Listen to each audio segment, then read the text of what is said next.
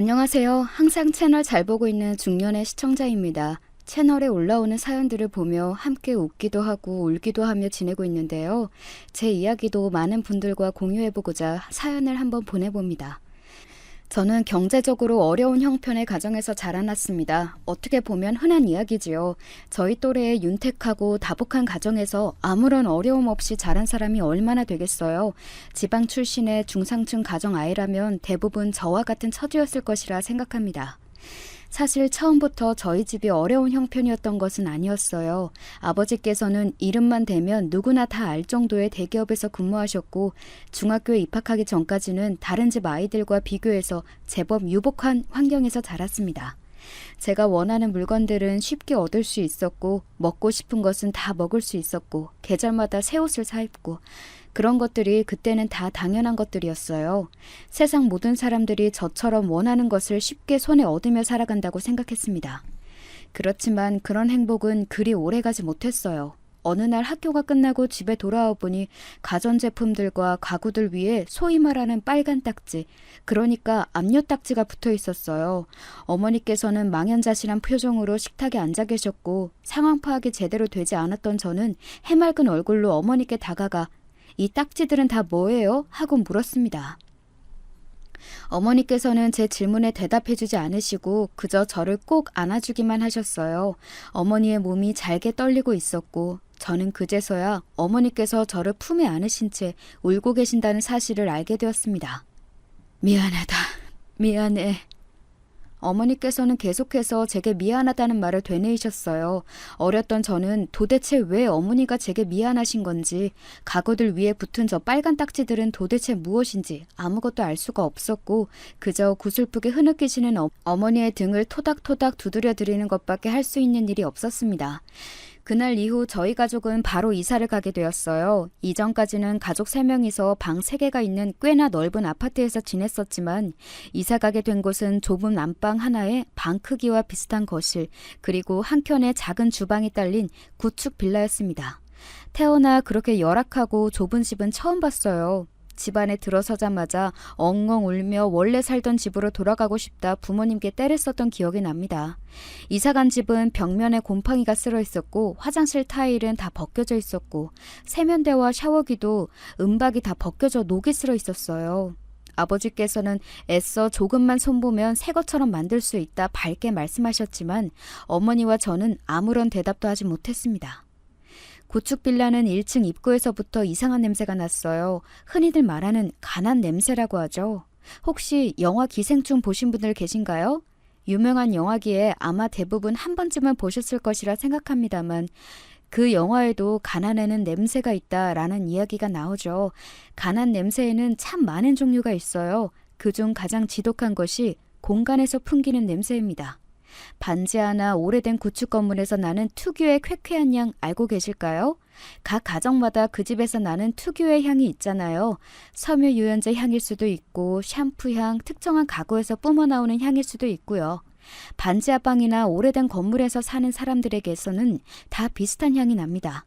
지독한 가난한 향이요. 그런 사람들을 비하하기 위해 하는 말은 아니에요.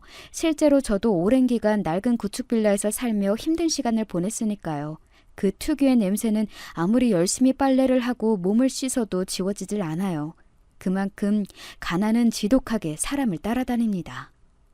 빌라 1층 입구에서 나던 냄새의 원인은 그곳에 1년 360을 놓여있던 정체불명의 바구니였습니다. 그 바구니는 1층 바로 앞집에 살던 할머니께서 내놓으신 것이었어요. 바구니에 들어있는 물품은 매번 바뀌었지만 희한하게도 냄새는 항상 비슷했습니다. 어느 날은 다 썩어가는 고추 무더기가 담겨 있었고 어느 날은 이상한 액체에 절여져 있는 양말이나 속옷 같은 것들이 담겨 있기도 했어요. 지금도 그 빌라를 떠올리면 할머니의 바구니가 가장 먼저 생각이 납니다. 엘리베이터가 없는 건물의 계단을 따라 올라가면 2층, 3층, 꼭대기층인 4층까지 복도가 펼쳐져 있었어요. 각 층마다 4개의 호수가 있었고 저희 집은 4층의 끝집인 404호였습니다. 저희 옆집에 살던 사람들은 중년의 부부였어요. 틈만 나면 부부싸움을 했고 매일같이 소리를 지르고 물건을 던져대는 소리가 벽을 넘어 집을 울렸습니다. 어느 날은 빌라 앞에 경찰차가 찾아오기도 했어요. 얼굴에 멍이 든 여자와 화가 잔뜩 나 씩씩대는 남자가 경찰 앞에서 언성을 높여 싸우는 모습이 기억납니다. 그 모습을 구경하다 어머니 손에 이끌려 집에 돌아갔었어요. 이사 후 처음에는 그 빌라가 정말 너무 싫었어요. 이상한 냄새와 몰상식한 이웃들, 다 떨어져가는 벽지와 낡아서 녹이 쓴 화장실, 사춘기 소녀가 겪기에는 너무나 극심한 변화였고 변한 것은 집뿐만이 아니었습니다. 저는 더 이상 계절마다 새 겉옷을 사입을 수 없었고 먹고 싶은 것이 있다고 덜컥 사 먹을 수 없었고 필요한 것이 있다고 부모님께 당당하게 요구할 수가 없었어요. 언제나 밝고 고운 얼굴에 잘 정돈된 머리와 깔끔한 옷차림을 하고 다니시던 어머니께서는 빌라로 이사 온 이후로 180도 변하셨습니다.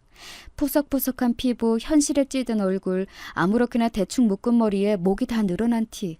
원래 집에서 살림을 하시던 어머니께서는 집안이 어려워진 이후로 근처 식당에서 주방 일을 하시기 시작했어요. 새벽 일찍부터 나가 하루 종일 주방을 닦고 설거지를 하고 음식물 쓰레기를 치우고 집에 돌아오셔서는 가족들 저녁밥을 차리고 밀린 집안일을 하느라 눈코 뜰 새 없이 바쁘니 본인을 돌볼 시간이 없는 것이 당연한 것이었겠죠. 그 무렵부터 어머니와 아버지께서는 자주 싸우시기 시작했습니다. 소문난 인고 부부였던 부모님께서는 제 앞에서 항상 서로 다정하게 말씀하셨고 어딜 가나 손을 꼭 맞잡고 다니실 정도로 사이가 좋으셨어요. 하지만 현실적인 문제들에 계속해서 부딪히니 사이가 점점 멀어지게 되었습니다. 나중에서야 알게 된 사실이지만 저희 가족이 어려운 형편에 놓이게 된 것은 순전히 아버지 탓이었어요. 아버지께서 지인의 보증을 잘못 썼다가 빚더미 안게 되었다고 했습니다. 물론 이전까지의 유복한 삶도 전부 아버지 덕이었지요. 아버지께서 대기업에 근무하시며 매달 많은 월급을 가져다 주셨으니까요. 어머니께서도 그 점을 알고 계셨기에 최대한 아버지 탓을 하지 않고 현실을 버텨내보려 노력하셨던 것 같아요. 그렇지만 매일같이 반복되는 지독한 가난과 줄어들 기미가 보이지 않는 빚더미에 서서히 지쳐가기 시작했고 그건 아버지께서도 마찬가지였습니다. 아버지께서는 가족들 앞에서 언제나 긍정적이고 밝은 모습만을 보여주시려 애쓰셨지만 현실은 녹록지 않았어요. 부모님께서는 자주 언성을 높여 말다툼을 하셨고 어느 날은 그런 부모님을 보며 꼭 옆집 부부 같다는 생각이 들기도 했습니다. 저렇게 서로 소리를 지르시다가 갑자기 아버지가 어머니를 때리면 어떡하지? 하는 걱정도 들었어요. 다행히도 실제로 그런 일은 벌어지지 않았지만요. 위태위태하긴 했지만 그래도 제가 고등학교에 들어가기 전까지 저희 가족은 어느 정도 잘 굴러가고 있었습니다. 아버지께서는 여전히 대기업에 다니시며 돈을 벌고 있었고 어머니께서는 식당 주방일, 저는 학교에 다니며 나름대로 열심히 공부하며 각자의 역할을 하고 있었어요. 가끔 서로 싸우기도 하고 감정이 상하기도 했지만 그래도 큰 문제는 없었습니다. 몇 년을 그 빌라에 살다 보니 지독한 가난에도 어느 정도 적응이 되어가고 있었어요. 겨울이면 찬물에 씻고 우풍이 들어 옷을 몇 겹씩 겹쳐 입고 지내고 집에서 벌레를 보는 것은 예산일이었어요. 어렸을 적에는 작은 벌레도 무서워하며 도망다니기 바빴지만 그쯤 되니 바퀴벌레도 한 손으로 때려잡게 되더라고요. 물론 지금도 벌레는 참 잘 잡습니다.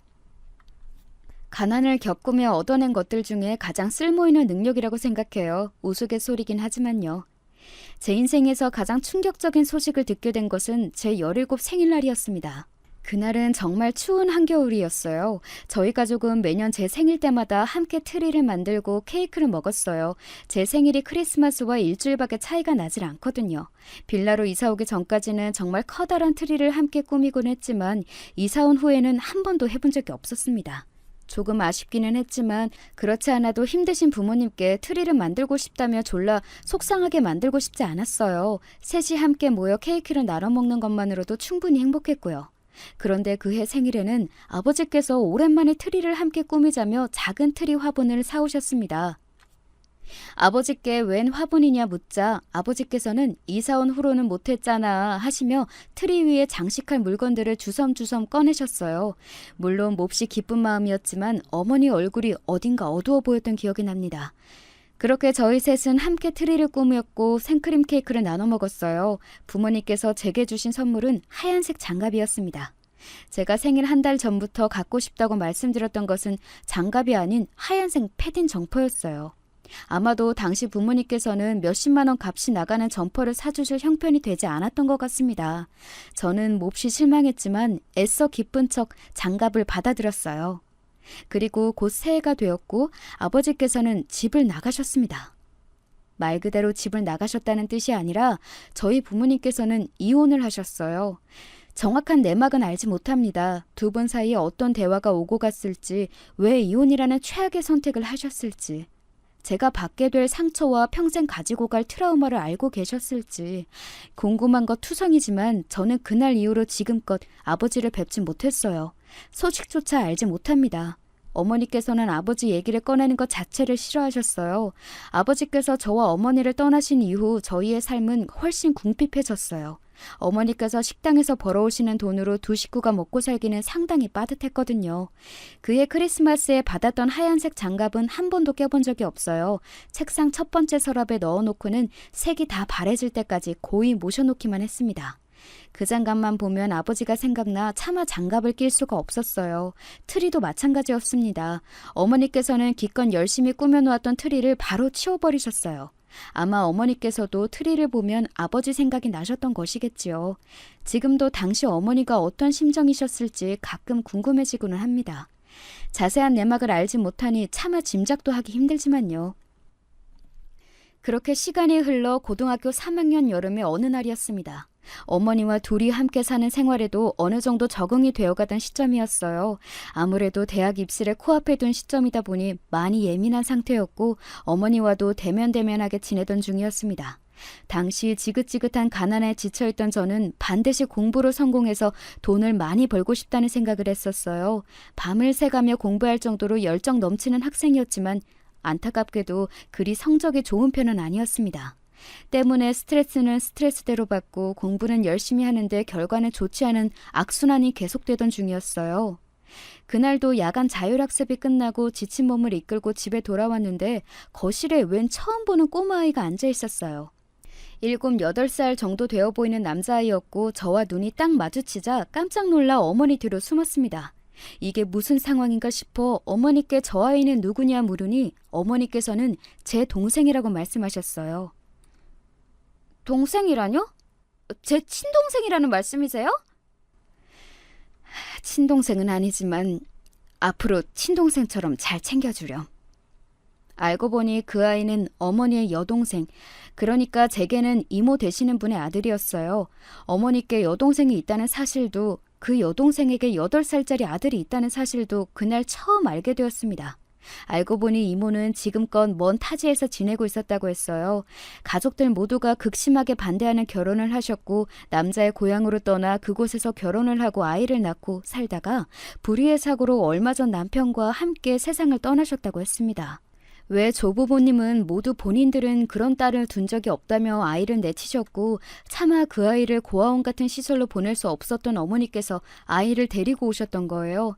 둘이서 먹고 살기도 빠듯한 형편에 먹는 입이 하나 더 생겼으니 아이가 달갑게 느껴질 리가 없었습니다.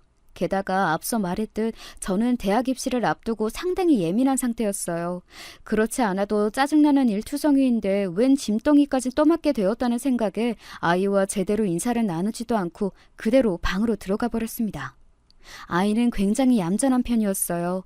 아직 학교에 입학할 나이가 되지 않아 낮 시간 동안에는 혼자 집을 봐야 했는데 사고를 치거나 때를 쓰며 울었던 적이 한 번도 없었습니다. 나물 반찬만 올라오는 밥상에도 에어컨을 틀지 않아 후덥지근하고 이상한 냄새가 나는 집안에서도 한마디 불평 없이 낯선 환경에 잘 적응해 나갔어요. 지금 와서 생각해보면 참 마음 아픈 일입니다. 겨우 7살 난 아이가 그런 환경의 변화를 어떻게 아무렇지도 않게 받아들일 수가 있었겠어요. 분명 속으로는 불편하고 힘들고 부모님이 보고 싶고 울고 싶은 마음이 가득이었을 겁니다. 그렇지만 본능적으로 알았던 거겠죠. 이곳에서마저 쫓겨나며 정말 갈 곳이 없다는 사실을요. 아이는 언제나 저와 어머니 눈치를 보기 바빴고 처음에는 그런 아이가 눈에 거슬리기만 했던 저도 점점 아이가 신경 쓰이기 시작했어요. 예민한 성격 탓에 수능을 거하게 망쳐버린 저는 대학 진학을 포기하고 바로 직장에 취업해 돈을 벌기로 했습니다. 그즈음 아이는 초등학교에 입학하였고 그전까지는 막연하게 돈을 많이 벌어 가난에서 벗어나고 싶다라고 생각했던 제 목표는 조금 변해 있었어요. 나는 이렇게 어려운 환경에서 보잘것없는 인생을 살았지만 저 아이에게는 다른 인생을 선물해주고 싶다.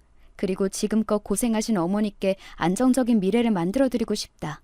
악착같이 돈을 벌어야 할 이유가 생겼고 정말 이악 물고 20대 내내 앞만 보고 달렸습니다. 웬만한 서비스업 다 해봤다 할 정도로 직장을 자주 옮겼어요. 한식집에서도 오래 일했고 화장품 판매 일도 했었고 옷가게 점원으로도 일했습니다. 학습지 상담원 일도 했었고 안내 데스크에서도 일했고요. 마땅한 자격증이 없는 고졸 여자가 할 수 있는 일들이 대부분 그런 것들이더라고요. 그러다 우연히 지인의 소개로 여행사에서 보조 업무를 시작했고 가이드 일이 적성에 잘 맞아 공부도 하고 자격증도 따서 정직원으로 일하게 되었습니다. 관광 가이드 일이 벌이가 엄청 많은 직업은 아니에요. 여행사마다 다르겠지만 제가 일했던 회사는 본인이 일한 만큼 월급이 나오는 수당제였는데 돈이 많이 필요했던 저는 한 달에 한두 번 쉴까 말까 하는 수준으로 매일 일을 나갔습니다. 같이 일했던 여행사 직원들은 모두 입을 모아 저를 보고 완전히 독한 일벌레라고 불렀어요. 관광 가이드라는 직업 특성상 말을 정말 많이 해야 하는데 몇 년 일하고 나니 나름대로 옥구슬 같던 목소리가 지금은 완전히 가버렸습니다. 같은 말을 계속해서 반복하니 자면서도 관광 안내로 잠꼬대를 하고 기계처럼 줄줄 외울 수 있을 정도였어요. 죽을 만큼 열심히 일했고 그만큼 돈도 많이 벌었습니다. 30대 초반 즈음에는 집안에 남아있던 빚도 거의 다 갚고 남동생의 대학 등록금도 넉넉하게 내줄 수 있을 정도로 저축을 했어요. 몸이 정말 고된 직업이다 보니 나이에 비해 멀쩡한 곳이 하나도 없었어요. 하루 종일 걸어다니니 무릎, 발도 다 망가지고 틈만 나면 목이 찢어질 정도로 상대가 많이 약해지고 식사 시간이 일정하지 못해 소화기관에도 문제가 많고 모두 그만두고 도망치고 싶었던 적도 종종 있었지만 그럴 때마다 차곡차곡 쌓여가는 통장 잔고를 보며 마음을 달랬습니다. 어렸을 적부터 얌전하고 차분한 아이였던 남동생은 저와는 다르게 공부도 잘했어요. 비록 같은 배에서 나온 친남매는 아니었지만 시간이 지날수록 저는 그 아이를 정말 친동생처럼 아끼게 되었습니다. 남동생의 꿈은 변호사였어요. 왜 변호사가 되고 싶냐 물어보니 처음엔 어려움에 처한 사람들을 도와주기 위해 경찰이 되고 싶었다고 하더라고요. 그런데 조금 더 생각해보니 경찰들보다는 변호사가 되는 편이 조금 더 약자의 편에 서서 싸울 수 있을 것 같다고 아주 기특한 소리를 했어요. 아마 남동생이 중학생 때였던 것 같아요. 그렇게 열심히 공부하고 노력한 남동생은 정말로 법대에 들어갔습니다. 합격 발표를 들었을 때 어찌나 기뻤었는지 동생을 껴안고 아이처럼 방방 뛰었던 기억이 나요. 나중에 알게 된 사실이지만 남동생의 부모님, 그러니까 제게는 이모, 이모부 되시는 분들이 돌아가신 이유가 범죄와 관련이 있었어요. 자세한 내막까지는 듣지 못했는데 어떤 미친 범죄자가 벌인 난동에 휘말리셨다고 했습니다. 범인은 심신미약의 음주를 주장했고 2명이 죽고 2명이 중상을 입은 큰 사건이었음에도 무기징역은커녕 겨우 10여 년 형을 선고받았다고 하더라고요. 정말 다시 생각해도 기가 막히고 열불이 나는 판결입니다. 당시 7살이었던 남동생은 하루아침에 부모를 모두 잃고 세상에 혼자 남겨지게 되었는데 그 불쌍한 아이의 미래는 누가 책임져준단 말입니까? 법이 이 모양 이 꼴이니 그 어린아이가 꿈이 무엇이냐는 질문에 변호사가 되어 약자의 편에 서야겠다는 대답을 하는 거겠죠. 아무것도 모르는 어린아이가 생각하기에도 약자가 설 곳이 없는 세상이라는 말이지 않습니까? 그렇게 남동생은 목표로 했던 법대에 입학했고 저는 여전히 여행사에서 일하며 남동생의 뒷바라지를 했어요. 오랜 기간 돈만 보고 악착같이 일해왔기에 당연히 연애 같은 것은 한 번도 해본 적이 없었습니다. 30대 중반의 나이였으니 말 그대로 노처녀가 되기 직전이었죠. 자랑하려고 하는 말은 아니지만 어렸을 적부터 외모가 예쁘장하다는 말을 자주 들어왔어요. 나이는 좀 있었지만 주변에서 끊임없이 소개팅이 들어왔고 남편과도 그렇게 만난 사이였습니다. 사실 저는 결혼에 큰 뜻이 없었기에 소개팅에도 별 관심이 없었어요. 남편과의 소개팅도 동료가 하도 사정을 하며 한 번만 받아보라 난리길래 어쩔 수 없이 나간 자리였습니다. 별 기대 없이 나간 자리였지만 남편은 생각보다 괜찮은 사람이었어요. 반반한 얼굴에 집안도 좋은 사람이었고 재무설계를 하는데 연봉이 억 단위라고 했어요. 성격도 친절하고 흠잡을 곳이 없어 보이는 사람인데 왜 나이도 많고 특별히 조건도 좋지 않은 나와 소개팅을 하고 있나 싶었죠. 한창 즐겁게 대화를 하고 있는데 남편이 갑자기 머뭇거리며 이야기를 꺼냈습니다. 실은 본인이 이미 한 번 결혼을 했던 적이 있다고요. 전부인과는 1년도 살지 못하고 헤어졌고 사이에 자식도 없다고 했어요. 이혼 사유는 성격 차이고 미리 말을 하지 않았던 이유는 괜히 편견을 가지고 만남을 가질까봐 망설여졌다. 기분 나쁘셨으면 죄송하다 사과를 해왔습니다. 조금 당황스럽기는 했지만 불쾌하지는 않았어요. 저희 부모님께서도 이혼을 하셨고 요즘 세상에 이혼이 그렇게 큰 흠이라고 생각하지도 않았거든요. 그제서야 앞뒤가 딱딱 맞아떨어지는 기분이 들면서 왠지 이 사람과는 잘 통할 것 같다는 생각이 들었습니다. 그렇게 자연스럽게 남편과 사이가 가까워지게 되었고 반년간 연애를 한 끝에 결혼을 약속하게 되었어요. 결혼을 결심하게 된 데에는 제 처지에 이만한 조건의 남자를 다시 만날 수 없을 거라는 생각이 있기도 했지만 어머니의 건강이 급격하게 악화된 탓도 있었습니다. 젊은 시절 내내 몸을 혹사시키며 쉴 틈 없이 일하신 어머니께서는 점점 건강이 좋지 않아지셨죠. 결국 각종 질병과 합병증으로 병원에 입원하셨고 혼자서는 식사도 제대로 하시기 힘들어질 정도로 몸이 많이 쇠약해지셨습니다. 직장에 다니는 탓에 어머니를 하루 종일 간병할 수도 없고 그렇다고 따로 간병인을 고용할 만큼 형편이 넉넉하지도 않아 마음이 불편했어요. 이러다 너 결혼하는 것도 못 보고 죽을까봐 무섭다. 나이 더 먹기 전에 슬슬 제짝 찾아서 자리 잡아야지. 그즈음 어머니께서는 항상 제게 결혼을 하라 말씀하셨고 전까지는 그저 어머니의 잔소리려니 대수롭지 않게 들었던 것들이 점점 마음의 부담감으로 다가왔습니다. 그러던 중 남편이 먼저 결혼 이야기를 꺼냈고 이것저것 따질 것 없이 바로 결혼 준비를 시작하게 되었어요. 제 결혼 소식에 어머니께서는 몹시 기뻐하셨고 남편이 이혼 경력이 있기는 했지만 전부인과의 사이에 아이는 없으니 다행이라 말씀하셨습니다. 저희 어머니께서는 그렇게 남편을 환영해 주셨지만 남편 쪽 부모님 이야기가 좀 달랐어요. 잘난 것 하나 없는 며느리긴 했지만 남편도 이혼한 경력이 있었기에 제가 굳이 숙이고 들어가야 한다고 생각하지는 않았는데 시부모님께서는 제가 어지간히 마음에 들지 않으셨던 모양입니다. 처음으로 시댁에 인사를 드리러 간 날 시부모님께서는 저를 거의 문전박대하셨어요. 현관으로 들어서는데 시어머니께서 화를 벌컥 내시며 내가 데리고 오지 말라고 했지 하고 소리를 지르시는 겁니다. 너무 깜짝 놀라 그 자리에 멈춰서니 시어머니께서는 씩씩대시며 제 앞으로 다가오셨어요. 뻔뻔하게 짝이 없게 여기가 어디라고 찾아와? 저를 반겨주시지는 않아도 이렇게까지 하대를 하실 것이라 생각조차 못했기에 어안이 벙벙했어요. 남편은 그런 시어머니를 말리며 또 왜 이러시냐, 제가 다 설명드리지 않았냐 쩔쩔맸고 저는 아무 말도 하지 못하고 그 자리에 서 있었어요. 겨우 시어머니를 진정시키고 자리에 앉아 대화를 시작했는데 말씀하시는 게 정말 가관이었습니다. 고졸이라니 세상에 어떻게 이런 수준 낮은 여자를 결혼하겠다고 데려올 수가 있냐. 반반한 얼굴 하나 믿고 우리 아들 꼬셔낸 건 아니냐. 나이가 그렇게 많아서 애는 제대로 낳을 수 있겠냐. 거의 인격 모독에 가까운 발언들을 쏟아내셨고 최대한 참아보려 애썼지만 속이 부글부글 끓었어요. 처음 인사를 드리러 가기 전에 남편이 우리 부모님이 조금 유별나시다 하는 이야기를 해주긴 했었지만 정말 상상 초월이었습니다.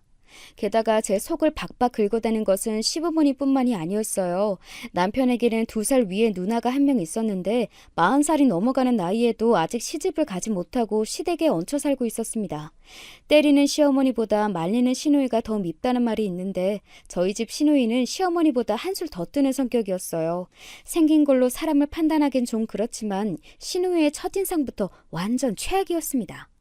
150cm가량의 단신에 살이 뒤룩뒤룩 쪄서는 식탐은 어찌 그렇게 많은지요. 학창시절에 관리를 잘못했다는 피부 위에는 오돌토돌 여드름 자국들이 남아있고 쭉 찢어진 눈과 한껏 내려간 입꼬리는 보는 사람마저 기분이 나빠질 정도로 사나웠어요.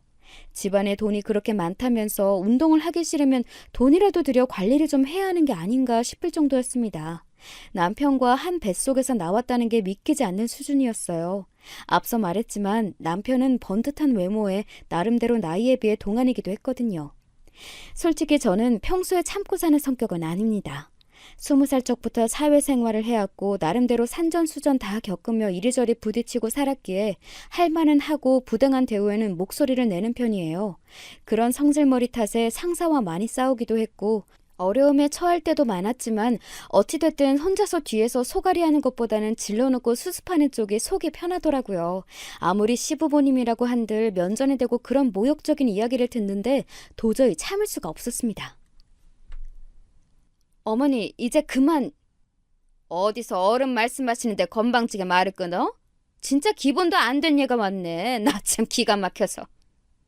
겨우 한마디 입을 때려는 순간 옆에서 시어머니 말씀을 거들던 시누이가 제 말을 탁 쳐냈어요. 제가 뭐라고 말을 이어갈 틈도 주지 않고 계속해서 종알종알 말을 쏟아냈는데 머리가 아플 지경이었습니다. 한참을 듣다 보니 제가 한마디 한다고 해서 뭐가 변할 것 같지도 않고 그냥 빨리 자리를 마무리하는 쪽이 나을 것 같아 그냥 입 꾹 다물고 버티다 나왔어요. 성격 같았으면 내가 못 배웠어도 그쪽들보다는 상식 있는 사람이다. 적어도 당신들처럼 사람 면전에 대고 뭐가 어째니 저째니 하면서 신뢰되는 말들은 안 한다. 나도 당신들 같은 집안 딱 질색이다 소리를 바락바락 질렀겠지만 속으로 참을 인을 100번을 새기며 참았습니다. 다시 생각해보면 그때 그냥 참지 말고 다 뒤엎고 나왔어야 했는데 제 무덤을 제 손으로 판 것이나 마찬가지죠. 제 결혼 소식에 몹시 기뻐하시던 어머니의 모습이 자꾸 눈앞에 아른거려 차마 결혼을 엎을 수가 없더라고요. 시부모님께서는 그렇게 본인 아들이 아깝다 난리를 치시더니 결국은 저와 남편의 결혼을 허락하셨고 대신 결혼 후 1년간은 시댁에 함께 살며 시부모님을 모시기로 했어요. 제 쪽은 당연히 모아놓은 돈이 하나도 없었고 남편은 이왕 집을 사는 거 조금만 돈을 더 모아서 고급 아파트에서 시작하고 싶다는 입장이라 제게는 선택권이 없었습니다. 그렇게 어찌저찌 결혼식을 잘 끝마치고 짐을 싸 시댁으로 들어가게 되었어요.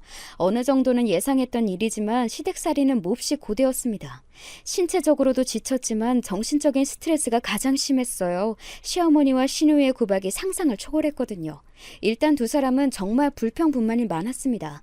남편과 벌어오는 돈의 액수가 다르긴 했지만 일단은 저도 직장인 다니고 있는 엄연한 회사원임에도 불구하고 시어머니께서는 제게 새벽부터 일어나 가족들의 아침밥을 차리기를 강요하셨어요. 그것까지는 100번 양보해서 이해하려고 노력해봤습니다. 이왕 며느리를 들였으니 며느리가 차려주는 밥을 드시고 싶을 수 있죠. 그런데 그렇게 어려운 일을 시키셨으면 적어도 밥상에 불만은 없어야 하는 거 아닌가요? 새벽같이 일어나 반찬 3개에 국까지 끓여 아침상을 차려놓으면 시어머니와 시누이는 반찬이 짜네, 국이 싱겁네, 요리가 맛이 없네, 말끝마다 품평을 늘어놓고 결국 몇술 뜨지도 않은 채 자리에서 일어나 버리곤 했습니다.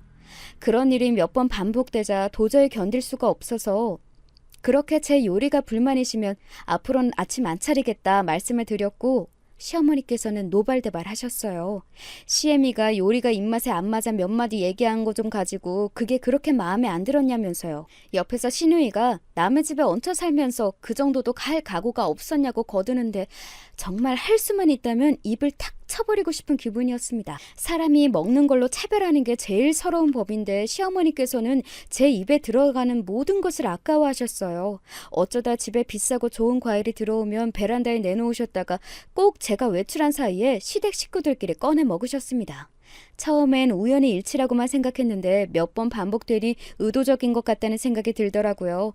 집에서 고기를 구워 먹으면 굽는 족 좀 남편과 시누이 밥그릇에 담아주시고 제 접시에는 작고 탄 쪼가리로 올려주시며 생색이란 생색은 다 내셨습니다. 네가 어디서 이렇게 비싼 고기를 먹어보겠냐면서요. 아무리 음식이 고급이어도 혀가 싸구려면 맛을 모르는 법이라며 너는 아무거나 먹어도 맛있어서 좋겠다. 사람 무시하며 말하는데 정말 밥맛이 뚝 떨어져서 수저를 내려놓은 적이 한두 번이 아닙니다. 어렸을 적부터 줄곧 허리띠 졸라매며 아끼고 살아왔으니 작은 돈이라도 허투루 써본 적이 없었어요. 몸에 절약정신이 배어있었고 시댁살이 할 때도 마찬가지였습니다. 설거지 하나를 하더라도 그릇에 물을 받아놓고 거기에 세제를 담았었어요. 누가 보면 궁상 떤다고 할 수도 있겠지만 작은 것 하나부터 아껴야 돈이 모이는 법이라고 생각했거든요. 쓰고 남은 비닐봉투도 접어서 다 모아놓았고 양말에 구멍이 나도 버리지 않고 웬만한 것은 다 꼬매서 신었습니다. 그렇다고 시댁 식구들에게 저와 같은 절약을 강요한 것은 아니었어요. 그저 절약하는 것이 습관이 되어 시댁에서도 똑같이 했을 뿐인데 시어머니와 시누이는 그런 저를 보며 구질구질하다 말했습니다. 옳게 그렇게 아줌마같이 궁상 떨고 살면 남편들이 안 좋아해. 그러고 보니 옳게 요즘 관리를 안 하나 보네? 살 좀 찐 것 같다? 얼굴 하나로 결혼했는데 신경 좀 써야지 않겠어?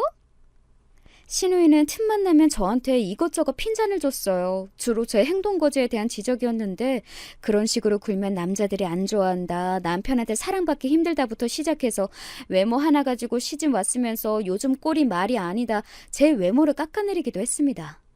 제 입으로 이런 말을 하기 좀 그렇지만 신우이는 제게 외적으로 열등감이 있는 것 같았어요. 여자는 너무 마르면 꼴 보기 싫다. 얼굴 예쁜 게 뭐가 중요하냐. 머리에 든 게 중요하지. 저 들으라는 듯이 큰 소리를 치기도 하고 그러면서 저한테는 군살이 붙은 것 같다며 이제 완전히 아줌마가 다 됐다 모순적이게 지적을 하기도 했어요. 시집 잘 가서 잘 살고 있는 사람이 저한테 그런 말을 해도 기분이 나쁠 마당에 저보다 나이도 한참 많으면서 부모한테 빌부터 살고 있는 노처녀 주제에 이것저것 간섭을 해대니 너무 듣기가 싫더라고요.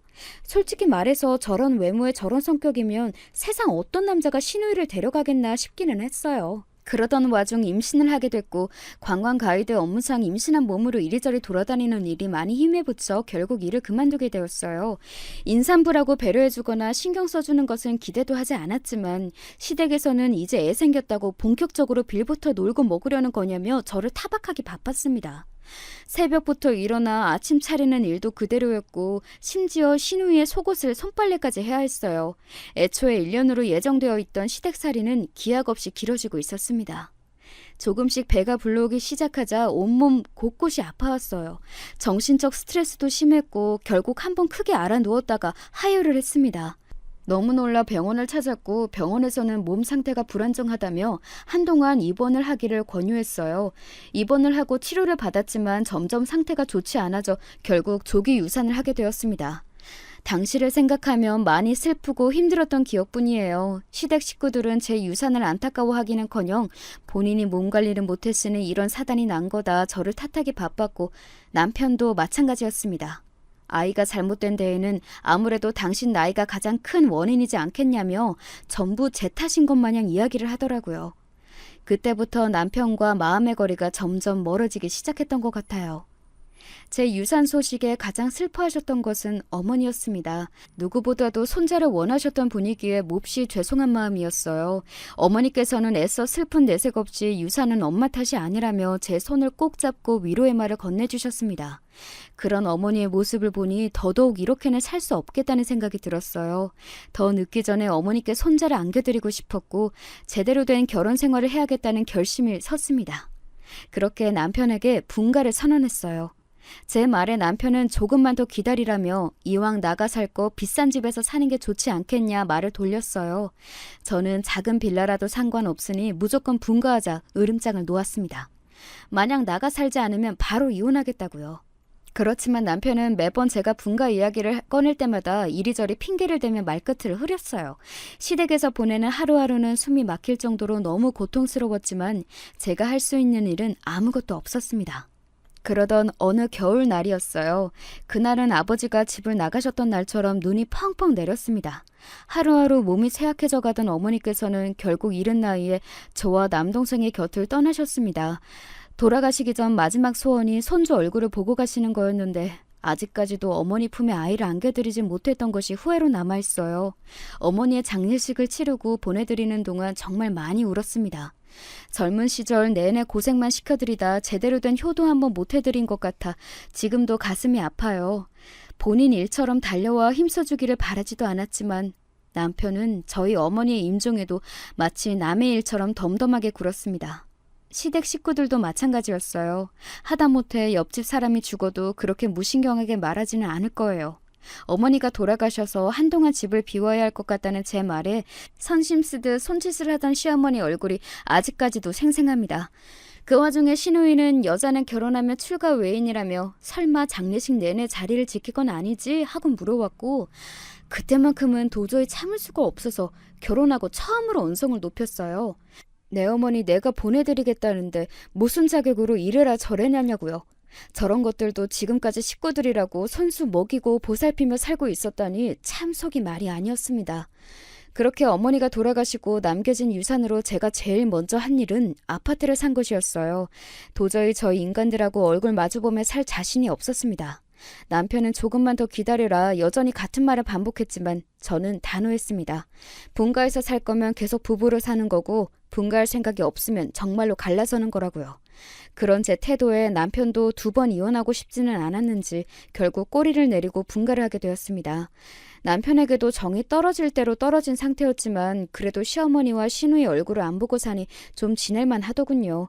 시댁에서 지낼 때는 남동생에게 신경을 써주지 못했었는데 여유가 생기니 반찬도 이것저것 싸서 가끔 들여다보기도 하고요.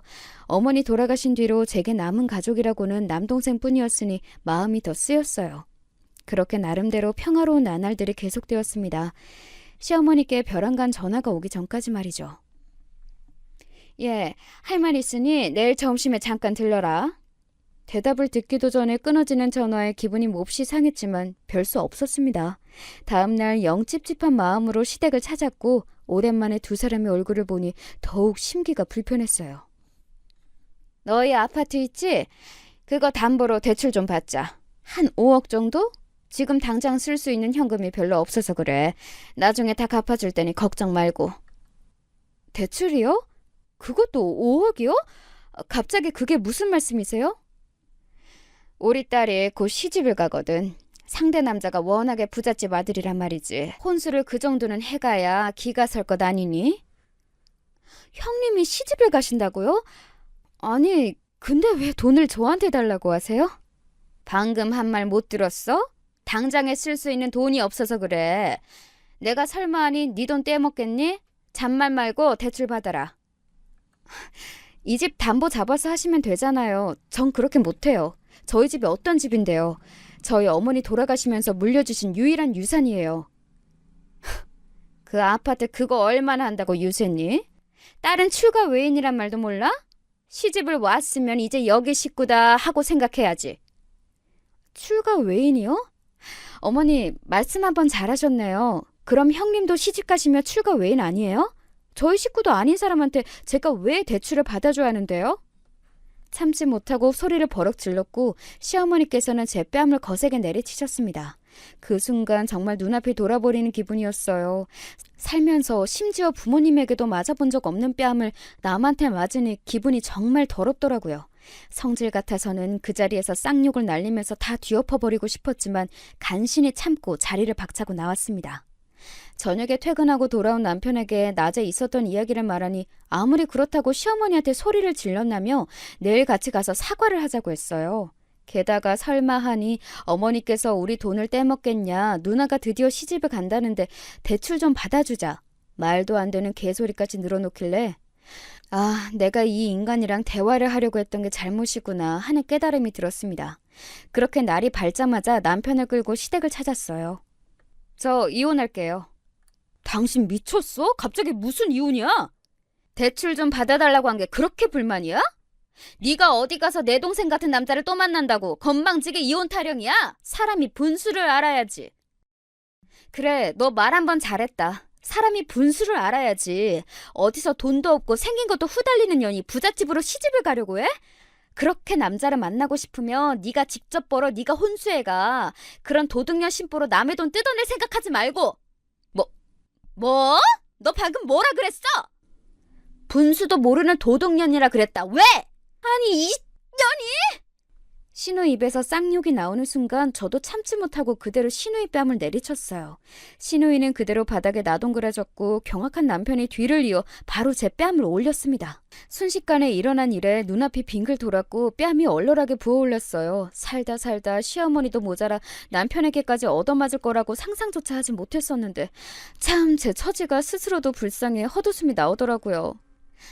어머니, 그동안 제가 아주 만만한 년으로 보이셨죠?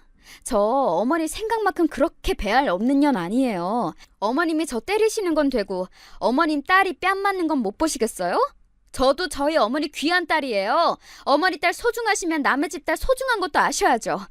저 더 이상은 이런 집구석에서 못 살겠으니 이혼하겠습니다.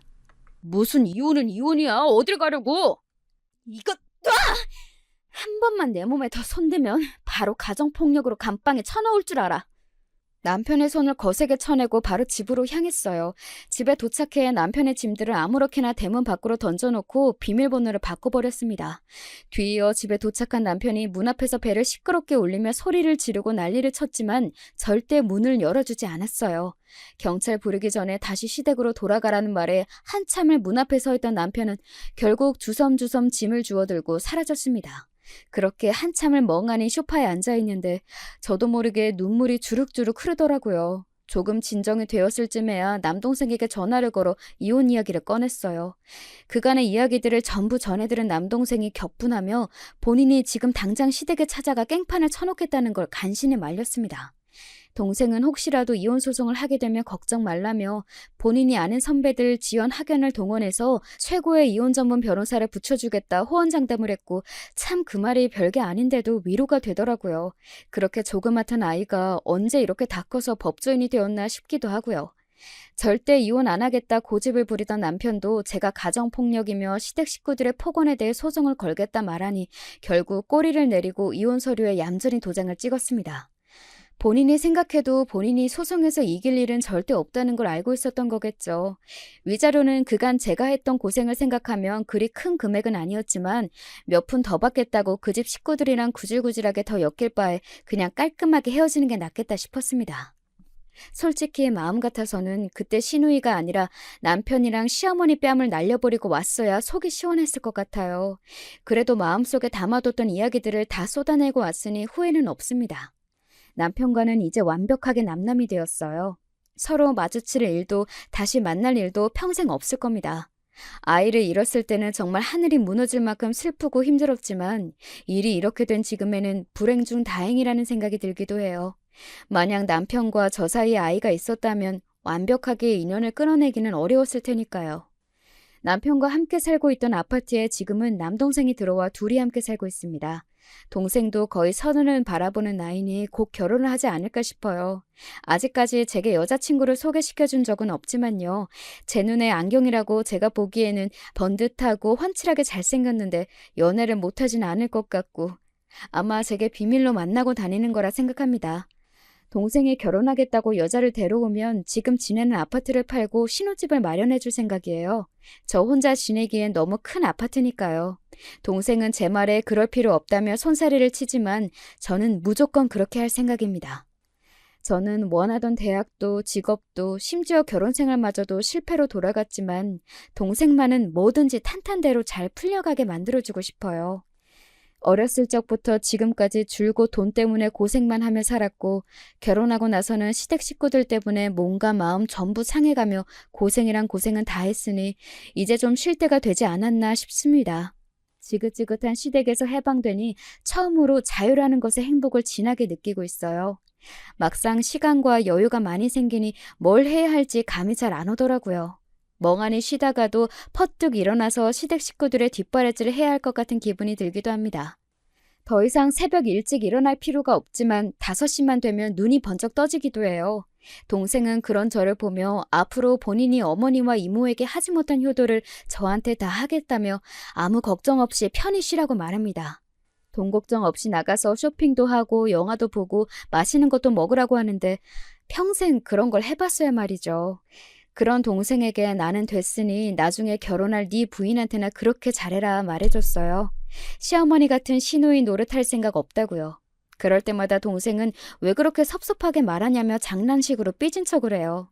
처음 만났을 때만 해도 웬 짐덩이가 하나 생겼나 싶었는데 세상에 단 둘만 남은 지금에 와서는 이 녀석 없으면 이 험난한 세상을 어떻게 버텨왔을까 싶은 생각이 자주 듭니다. 이렇게 글로 쓰고 보니 또 새삼스레 고마운 마음이 드네요. 오늘 저녁에는 동생이 좋아하는 갈비찜이나 해줘야겠습니다. 앞으로 얼마간이나 이런 평화로운 나날이 지속될지는 모르겠지만 한동안은 아무 생각 없이 휴식을 취하며 제 스스로의 인생을 돌아보는 시간을 갖고 싶어요. 너무 숨가쁘게 달려왔으니 이 정도 보상은 받을 자격이 있다고 생각합니다.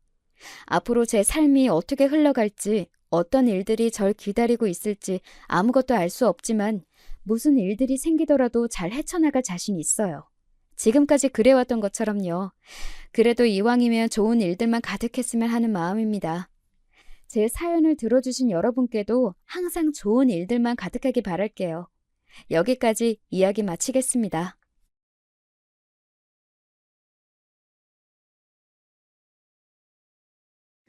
안녕하세요.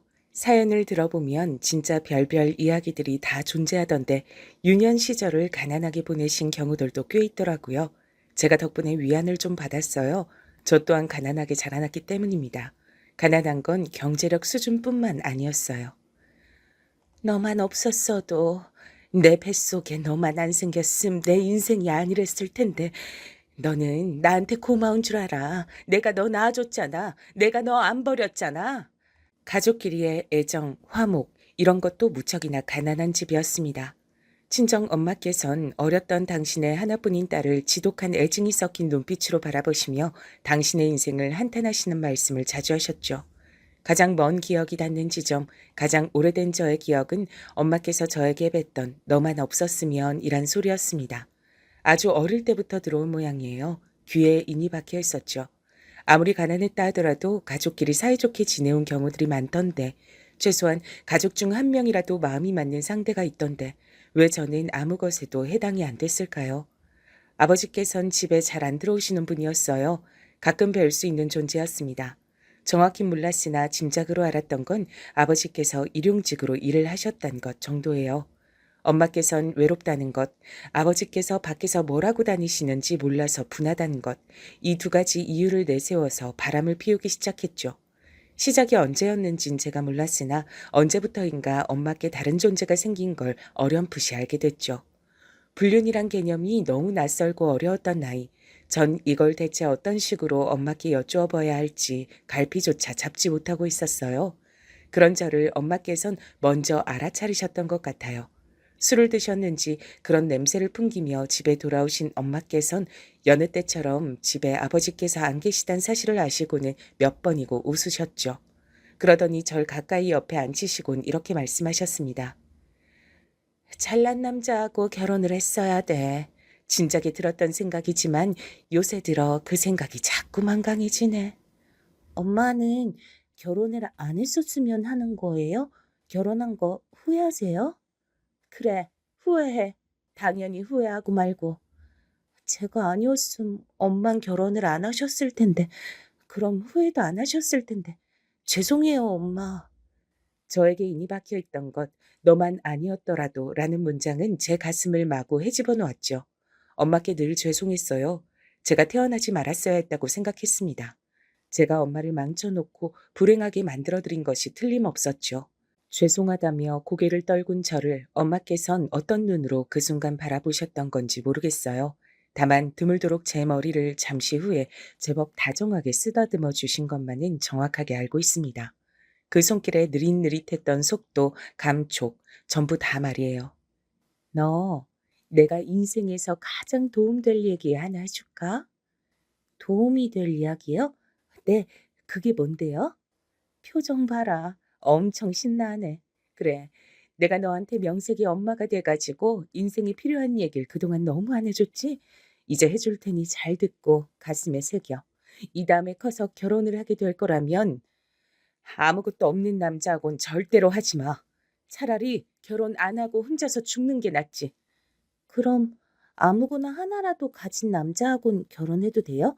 아무것도 없다는 게 뭔지 잘 모르겠어요. 쥐뿔 능력도 없고 성격도 별로라고 쳐. 근데 외모 하나는 기똥찬 거야. 그럼 이제 그 남잔 가진 게 하나라도 있는 거지. 외모가 좋으면 태어날 애한테 유전자를 잘 물려줄 기대라도 할 수 있잖아. 이왕이면 돈 있고 능력 있고 배경 좋은 게 최고지만 뭐 하나라도 있으면 아무튼 간에 아무것도 없는 것보단 나아. 네 애비란 인간을 봐. 자기 처자식 먹여 살릴 용한 재주 하나도 없는 주제에 인물마저 빠지잖아. 네 애비 같은 인간이 바로 아무것도 없는 남자의 표본인 거야. 이렇게 생각하니까 이해가 쉽지? 한마디로 넌 이 다음에 네 애비 같은 인간만 피해서 결혼을 하면 된단다. 그럼 적어도 최악의 선택은 안 하게 되겠지. 네 애비는 인물도 별로니까 너도 그렇게 생긴 거잖아. 그 모양 그 꼴로 네가 생긴 건 네 애비 때문이란다. 술 냄새가 풍기는 숨결이 저에게 가까워질수록 아버지에 대한 엄마의 부정적인 평가가 더욱 진해지고 있었습니다. 전 왠지 모르게 서럽다는 생각이 들어서 이렇게 대꾸를 하고 말았어요.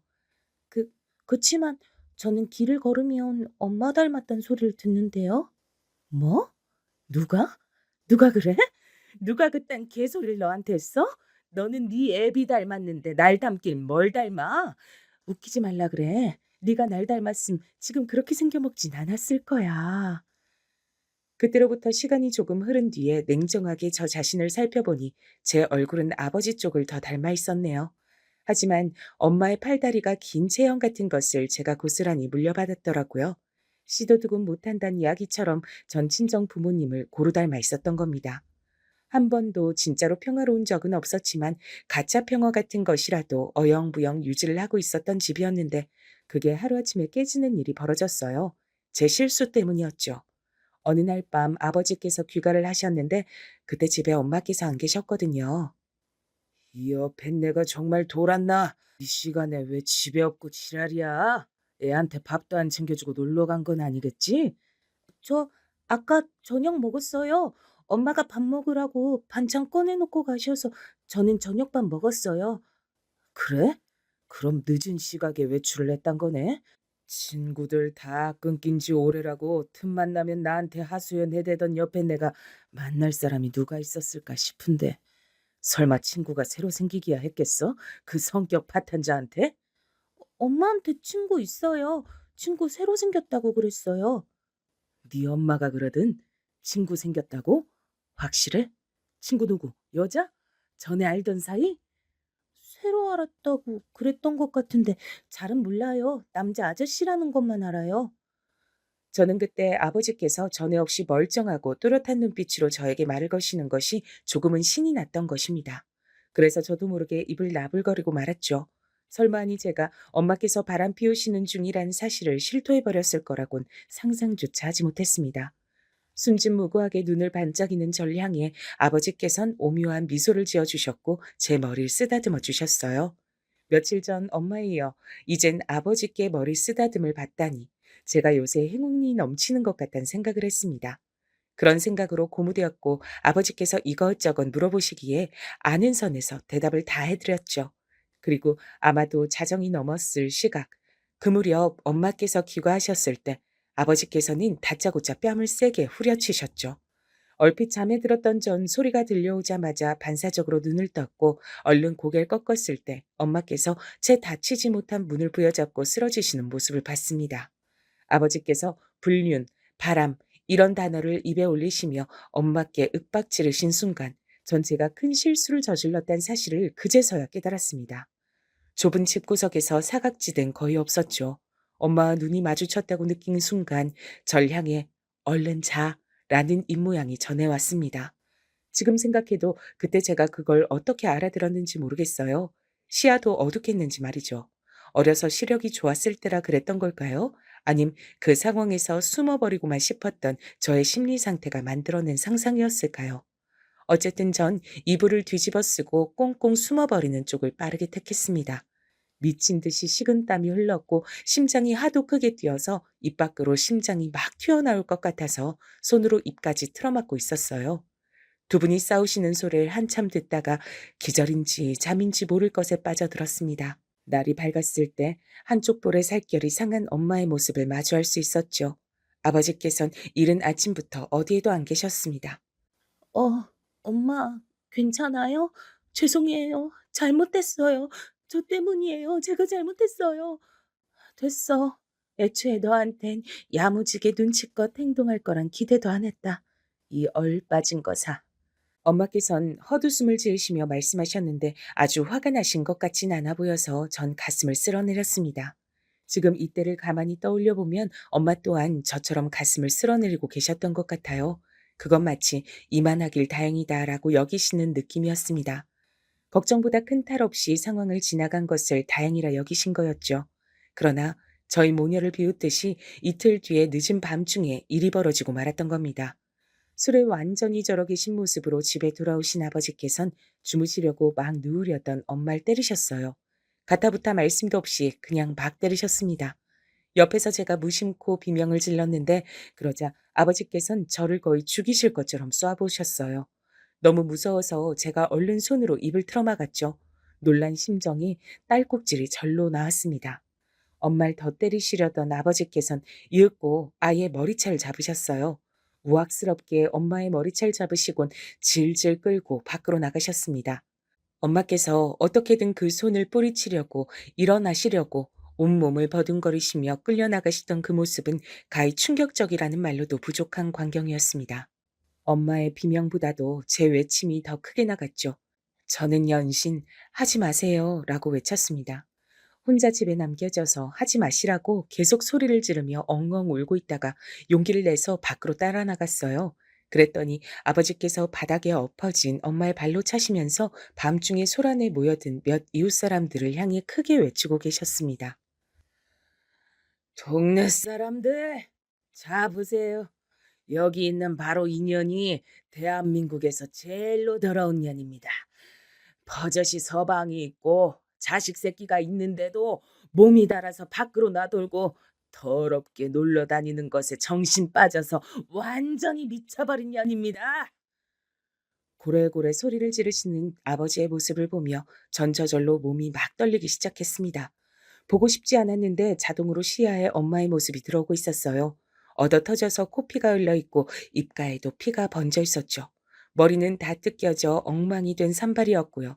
그런 엄마의 머리채를 꽉 잡고 아버지께선 신랄하게 외치셨습니다. 자, 여기서 누구 용감하신 분 없습니까? 이 더러운 년을 데려가실 용기 넘치고 비위는 더 좋은 그런 분이 없느냐 이 말입니다. 나는 더 이상 더러워서 이 년하고는 못 살겠습니다. 더 모여든 동네의 이웃 사람들이 하나같이 경악을 하고 있었죠.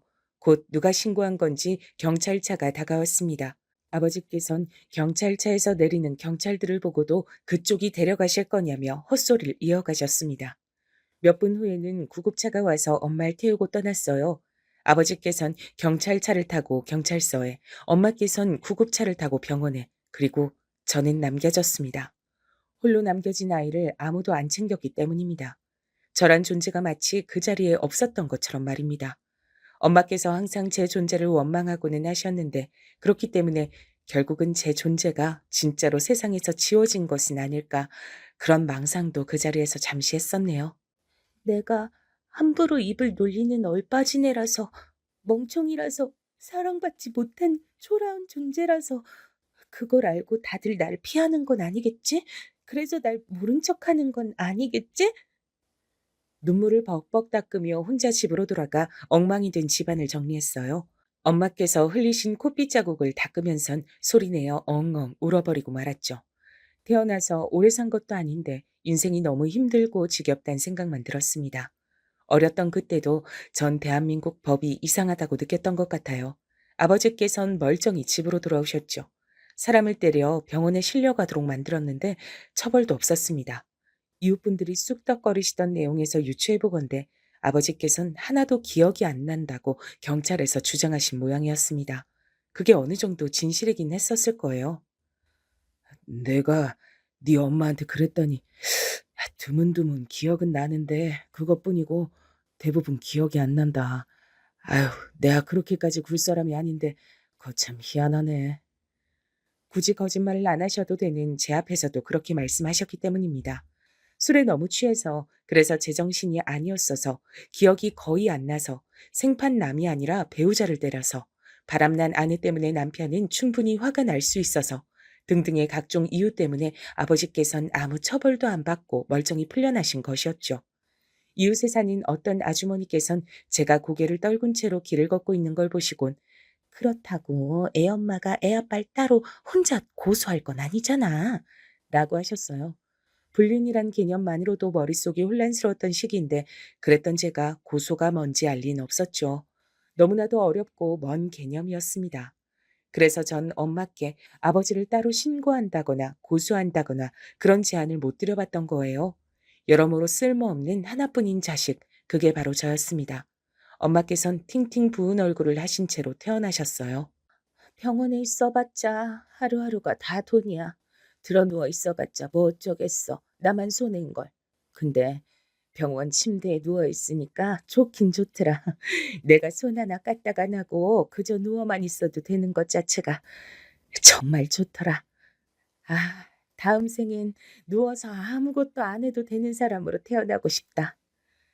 친정엄마께서 그렇게 말씀하실 때 저는 옆에 착 붙어 있었는데 당신께서 도달할 수 없는 자유롭고 황홀한 세상을 머릿속에 그리고 계신 듯 싶었어요. 눈빛이 그러했거든요. 머나먼 곳을 아득한 저 너머를 바라보시는 듯 했죠. 그러더니 창문 쪽을 천천히 바라보셨어요. 집이 벌써 어둑해지네. 아직 저녁 때 되려면 한참 멀었는데 이놈의 집구석. 하여간 이래서 내가 여기 정이 안 붙는다니까. 요즘 하늘이 유난히 높다는 것도 난 병원에서 처음 알았어. 그리고 나비도 아주 오랜만에 봤지. 나비가 날아다니더라. 가고 싶은 데는 다 가는 것 같았어. 그게 어디든지 다 훨훨 날아가는 듯 보였는데 날개짓이 얼마나 예쁘고 얼마나 부럽던지. 다음 생에 사람으로 태어나거든 침대에 누워서 아무것도 안 해도 되는 사람이 될 거고 사람이 아닌 것으로 태어나거든 나비로 태어나야겠다. 정했어. 저는 엄마께서 저의 모친이기에 태어났을 때부터 봐왔기에 너무 당연해서 놓치고 있던 사실이었지만 그 순간 새삼스레 깨달았던 것이 있었어요. 그건 바로 엄마께서 얼굴이 무척 곱다는 것이었죠. 마냥 예쁜 얼굴은 아니었는데 뭐랄까 인상이 고우면서도 사람이 쉽게 보이지 않는 그런 매력이 깃들어 있었어요. 엄마께서 제가 당신을 안 닮았다고 여기신 이유가 납득이 가더군요. 엄마, 날아가고 싶으시면 날아가면 되잖아요. 내가 낳은 딸이 얼빠진 것으로도 모자라서 아예 바보일 줄이야. 사람은 나비와는 달리 날개가 없단다. 그래서 못 날아가. 내가 하다하다 이런 것까지 알려줘야 되니? 기가 막혀서 원. 하지만 사람은 날개가 없으니까 비행기를 만들었잖아요. 어? 너 지금 뭐라 그랬어? 나비처럼 날아갈 수 없으니까 비행기를 만든 거고 물고기처럼 헤엄칠 수 없으니까 배를 만든 거예요. 치타처럼 달릴 수 없으니까 자동차를 만들었고요. 제 무의식이 만들어낸 대답이었습니다. 얼떨결에 말을 뱉고 말았으나 전 방금 전에 제 자신이 제법 똑똑하게 굴었다는 감상이 들어 잠깐 기뻤던 듯 싶어요. 제가 속으로만 기뻐하는 사이 엄마께선 무척이나 깊은 생각에 잠겨드신 얼굴로 절 바라보고 계셨습니다. 제가 민망해져 왜 그렇게 쳐다보시냐고 여쭤도 반응을 못하실 정도로 정말 많은 생각 속에 갇힌 눈동자로 절 주시하고 계셨어요. 한참 동안이나 말입니다. 전체 무의식에서 건져진 그 문장들이 엄마를 감명 깊게 만든 것이라고 여기며 기분이 좋아졌죠. 앞으로도 이렇게 기분 좋은 순간들이 많아지길 바랬습니다. 제가 조금 더 앞으로 계속 똑똑한 소리를 할 수 있게 된다면 제 자신뿐만 아니라 엄마의 기분도 좋아지게 만들 수 있을 거라 생각됐어요. 어쩌면 제가 친정 부모님 두 분 사이를 좋게 만들지도 모른다는 행복한 상상의 나래까지 펼쳐졌습니다. 제가 뱉은 말이 엄마께선 무척 감명 깊었단 건 진짜였어요. 그러나 제 기분이 계속 좋아질 건 아니었습니다. 왜냐하면 그로부터 며칠 뒤 엄마께선 절 버리고 떠나셨기 때문이에요. 아주 후련히요. 어느 날 집에 와 보니까 친정엄마의 물건이 없어져 있었어요. 집은 좁았고 전 예민한 편이었기에 단박에 알아챌 수 있었습니다. 심장이 철렁 내려앉았습니다. 고장이 나서 제멋대로 꺼지기 일쑤였던 냉장고를 열어보자 엄마께서 채워놓고 가신 반찬 몇 가지가 보였어요. 이로써 아예 떠나셨단 것을 확신할 수 있었습니다. 서러워서 한참을 울었어요. 왜 절 두고 가셨을까? 원망스러웠습니다. 그렇게나 제가 못 믿어온 자식이었는지, 같이 데려가면 당신의 발목을 잡을 거라 여기셨던 건지, 이제 의중을 여쭤볼 수도 없게 됐기에 슬퍼서 죽을 것만 같았습니다. 아버지께선 길길이 날뛰셨죠. 온 동네를 다 뒤지시기도 했습니다. 소득은 없었죠. 엄마께서 만나시던 분이 어떤 분인지 전 몰랐고 아버지께서 하시는 한 엄마께서 따로 교류하는 인맥이 없었기에 당최 어디로 가셨는지 실마리조차 잡기 어려웠습니다. 의부증인지 뭔지 비슷한 거 걸려서 그렇게나 나를 의심하고 쥐잡듯이 하고 그러더니 본인이 바람 피우고는 도망을 가? 자기 딸까지 내팽개치고? 이런 망할 옆했네.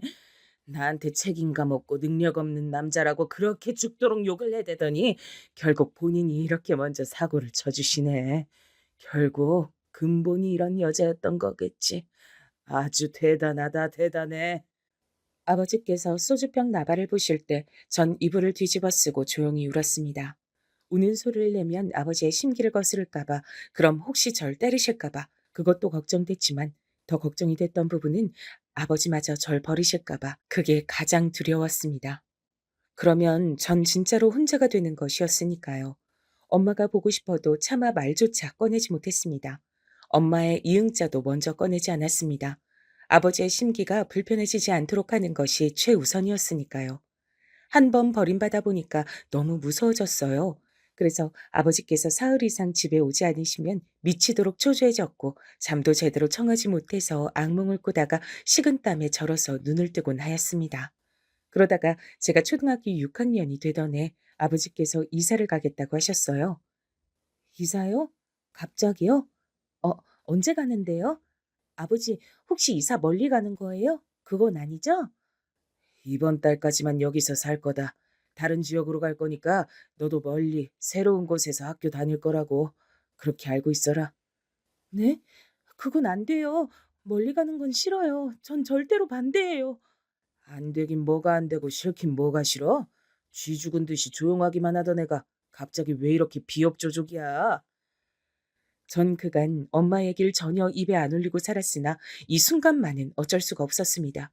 떠올리기만 해도 눈물이 차오르는 엄마를 머릿속에 그리며 전 고개를 떨군 채 말씀을 드렸어요. 멀리 가버리면 엄마가 돌아오셨을 때 만날 수가 없잖아요. 엄마가 저희를 찾기 힘들잖아요. 엇갈리면 어떡해요?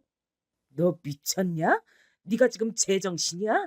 남편이고 자식이고 다 싫다고 훌훌 털어서 잠적해버린 여자야. 돌아올 거라고 믿다니 네가 순진한 건지 멍청한 건지 모르겠는데 어느 쪽이든 사양이다. 입 닥치고 이사 갈 준비나 하고 있어. 정 그렇게 이사 가기가 싫으면 너 혼자 남든가. 난 안 말린다. 평생 다신 보지 못할 네 엄마나 기다리면서 길바닥에서 죽든지 말든지 마음대로 하라는 거야. 눈물이 핑 돌았습니다. 아버지의 말씀에서 훌훌이란 표현이 제 가슴을 찢어 발겼죠. 나비처럼 가벼이 엄마께서 날아가 버리신 게 분명하다고, 너무나도 홀가분하게 절 버리신 거라고 저는 뒤늦게나마 인정하지 않을 수가 없었습니다. 이사를 가던 그날까지 엄마께서 돌아오신다거나 하는 기적은 일어나지 않았죠. 기적이란 주인공으로 태어나서 스포트라이트를 받으며 화려하고 행복하게 사는 사람들한테나 일어나는 게 분명했습니다. 조명의 끝자락에도 닿을 수 없는 저 같은 엑스트라에게 기적이 다가올 린 없었던 거예요. 아버지께서 이사를 가신 이유가 두 가지 있었는데, 첫째는 일자리를 주겠다고 한 어떤 지인분이 바로 이사간 그 지역에 살고 계셨기 때문이고요. 둘째는 이사간 집이 전에 살던 곳보다 거주비가 더 저렴했으며 동네 물가도 더 낮았기 때문입니다. 결국은 다 돈 때문이었죠.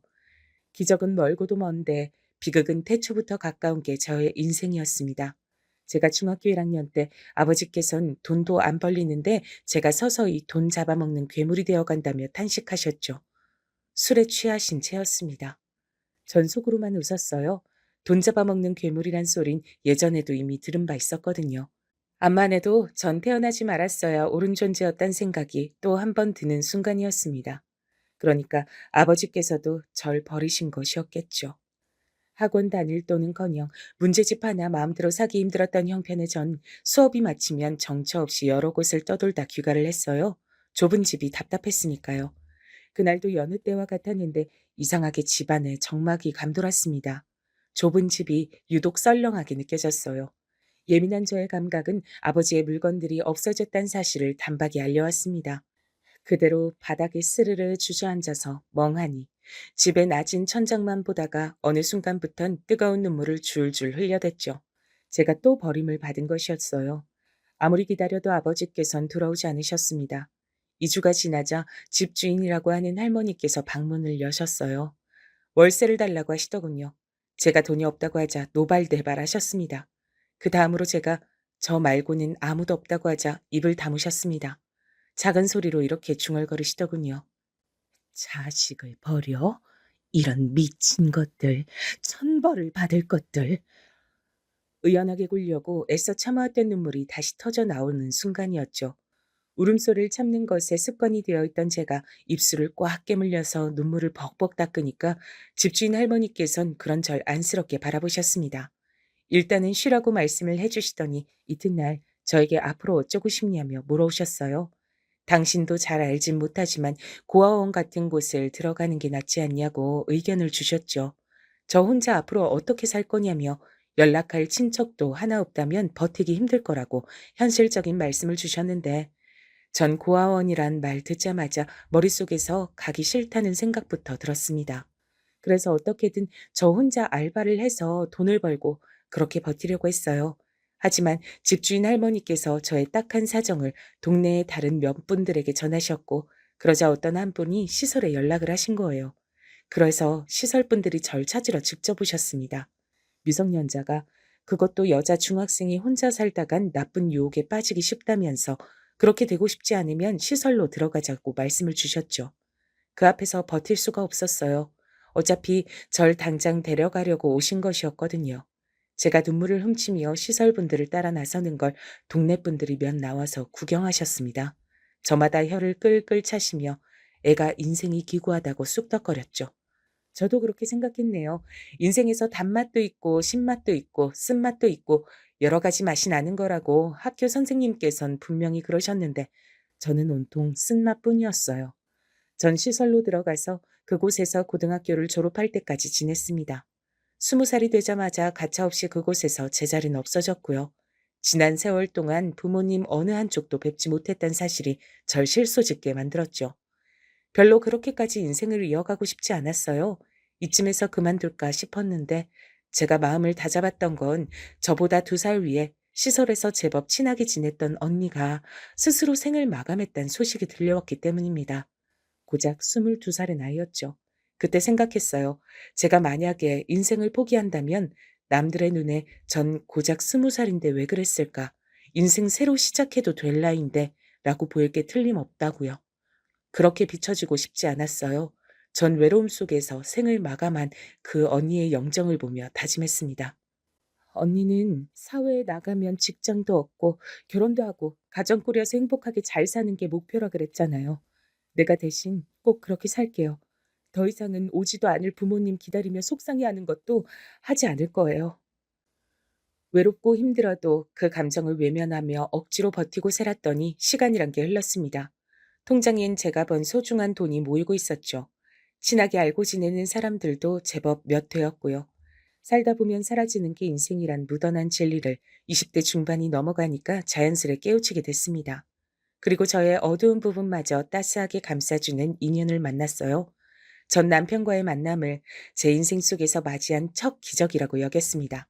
그렇지 않고서야 남편 같은 사람을 저 같은 사람이 만날 수 있었다는 게 설명이 안 됐으니까요. 남편은 기본적으로 따스한 기운을 두르고 있는 사람이었습니다.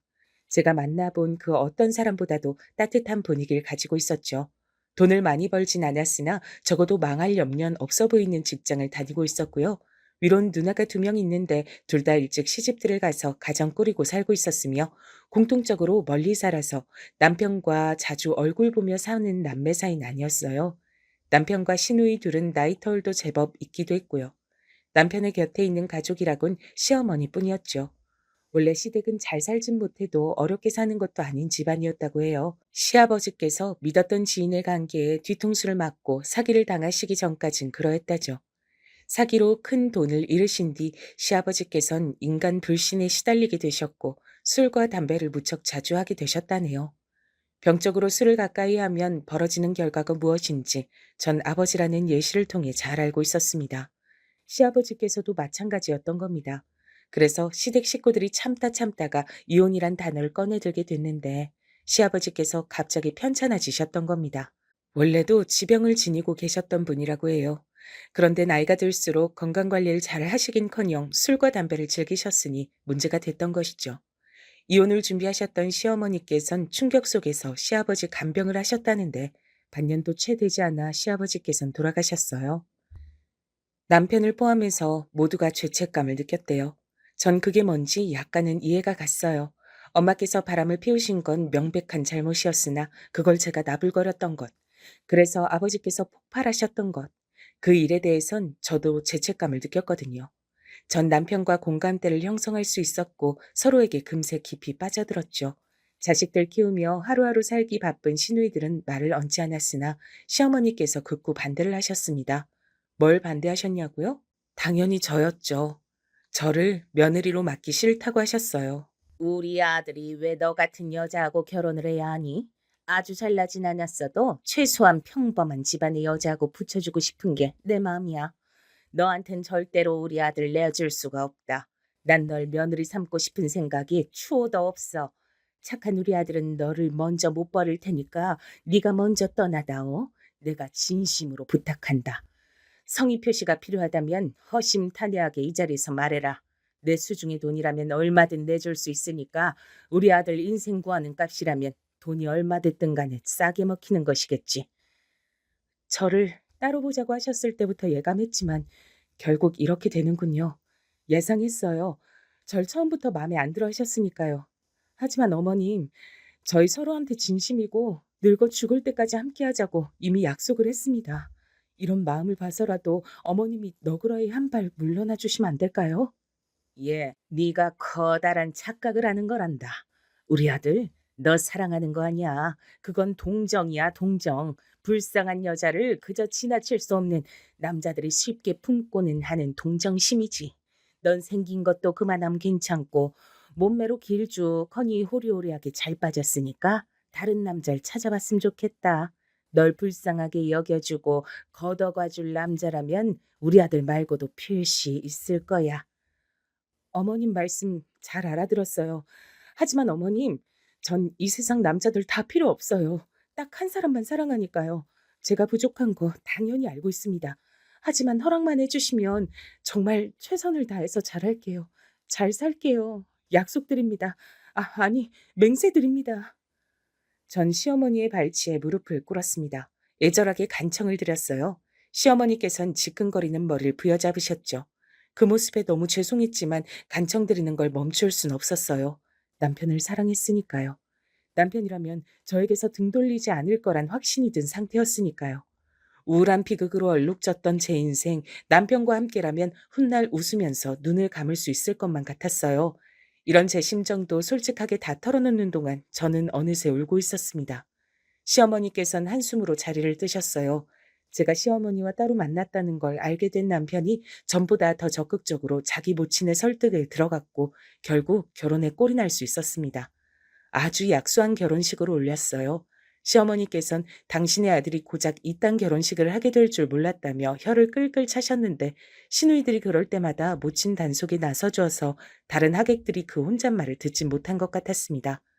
하객이라 해봤자 시댁 쪽에 가까운 친척들이 대다수였죠. 부모님의 존재가 사무치는 날이었지만 애써 그 감정을 저는 외면했어요. 열어봤자 저만 손해인 감정들이 담겨있는 상자. 그걸 별로 열고 싶지가 않았습니다. 꽁꽁 그 상자를 닫아놓은 채 결혼 생활을 이어갔어요. 단란한 생활이 이어졌고 행복했습니다. 2세 얘기도 종종 나눴어요. 문제가 없어 보였습니다. 어느 날 제가 주변의 권유로 건강검진을 받기 전까진 말이죠. 알고 보니 제 몸에 암세포가 있었더라고요. 저는 바보처럼 피곤하고 몸이 무겁고 가슴 부근이 아프고 이런 것들을 전부 별거 아닌 것으로 넘겼던 겁니다. 나 암이래. 치료 시작해야 된대. 충분히 희망을 가져도 된다는 소리를 들었지만 나 불안해. 이대로 잘못될까 봐. 치료받다 죽을까 봐 겁이 나. 그리고 겁나는 것보다도 여보한테 미안해서 그것 때문에 더 미칠 것 같아. 당신이 나한테 왜 미안해? 아픈 환자가 왜 나한테 미안해? 그러지 마. 우리 약해지지 말자. 알았지? 힘내서 같이 암 따위 물리쳐 보자.